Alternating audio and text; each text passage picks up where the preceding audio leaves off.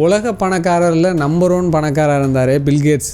அவரோட மனைவி மெலிண்டாவாக இருக்கட்டும், இல்லை சமீபத்தில் டிவேர்ஸ் கேட்டாங்களே நடிகர் விஜயோட மனைவி சங்கீதா அவங்களா இருக்கட்டும், யாராக இருந்தாலும் டிவேர்ஸ் அப்படின்னு ஒன்று கேட்டாங்கன்னா அது கூடவே சேர்த்து ஜீவனாம்சம் அப்படின்னு ஒன்றையும் கேட்குறாங்க. இந்த ஜீவனாம்சத்தை மனைவி மட்டும்தான் வாங்க முடியுமா? வேற எந்த உறவுமே வாங்க முடியாதா? சரி, மனைவியை தவிர்த்து வேற யாரெல்லாம் இந்த ஜீவனாம்சத்தை கேட்க முடியும்? இந்த ஜீவனாம்சத்தை கோர்ட்டு எதன் அடிப்படையில் முடிவு பண்ணி கொடுக்குறாங்க? சரி, அப்படி ஜீவனாம்சத்தை கொடுக்க சொல்லிட்டாங்க. எவ்வளவு நாளைக்கு இந்த ஜீவனாம்சம் அவங்க பாதிக்கப்பட்டவங்களுக்கு எதிர்த்தரப்பில் உள்ளவங்க கொடுக்கணும்? இப்படிப்பட்ட எல்லா கேள்விக்குமான பதிலையும் தான் இந்த வீடியோவில் நாம் தெளிவாக பார்க்க போகிறோம். அதுக்கு முன்னாடி நம்ம சேனலை சப்ஸ்கிரைப் பண்ணிவிடுங்க.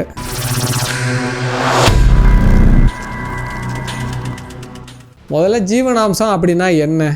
ஒரு மனைவியோ இல்லைன்னா தாய் தந்தையரோ இல்லை பிள்ளைங்களோ அதுக்கு முன்னாடி ஒரு உறவை நம்பியே இருப்பாங்க.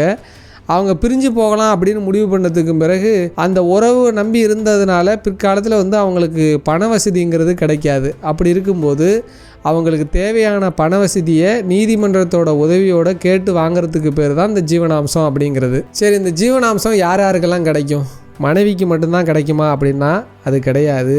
18 வயசு நிரம்பாத குழந்தைகளுக்கு இந்த ஜீவனாம்சம் கிடைக்கும். ஊனமுற்ற குழந்தைகள், மனநலம் பாதிக்கப்பட்ட குழந்தைகள், இவங்களுக்கு ஜீவனாம்சம் கிடைக்கும்.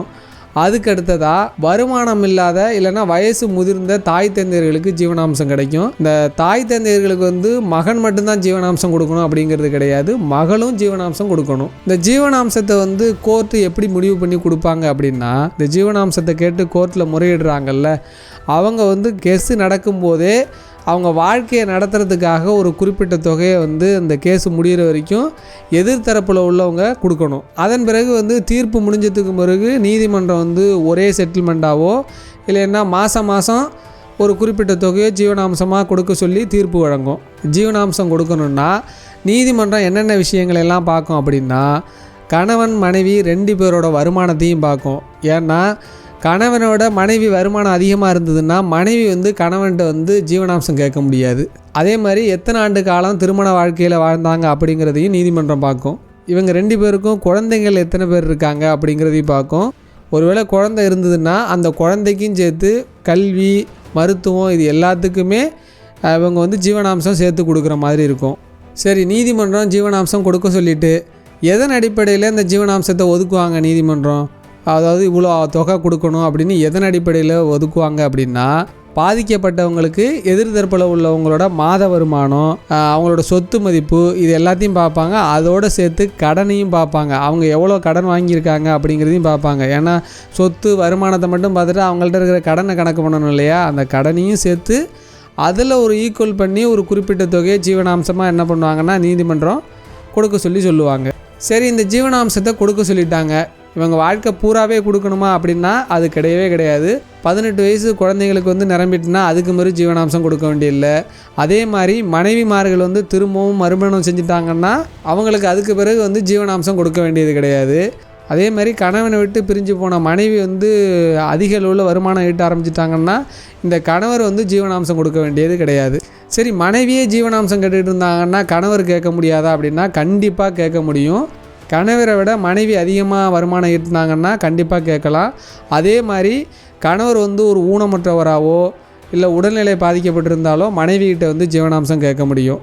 எந்த சட்டத்தின்படி இந்த கணவர் இந்த ஜீவனாம்சத்தை கேட்க முடியும்னா, ஹிந்து லா 24-25 பிரிவு படி இந்த ஜீவனாம்சத்தை கணவர் கேட்க முடியும். கணவனுக்கோ மனைவிக்கோ யாரோ ஒருத்தங்களுக்கு தீர்ப்பு கொடுத்துட்டாங்க, நீங்கள் ஜீவனாம்சம் கொடுக்கணும் அப்படின்னு. ஆனால் நான் கொடுக்க முடியாது அப்படின்னு சொல்கிறாங்கன்னு வச்சுங்களேன். அப்படி சொன்னாங்கன்னா அவங்களுக்கு சிறை தண்டனை கிடைக்கும். அப்படி இல்லைன்னா அவங்க சொத்துக்களை முடக்கி அந்த சொத்துக்களை ஏலமிட்டு அந்த ஏலத்தின் வழியாக வரக்கூடிய பணத்தை வாங்கி ஜீவனாம்சமாக கொடுத்துருவாங்க.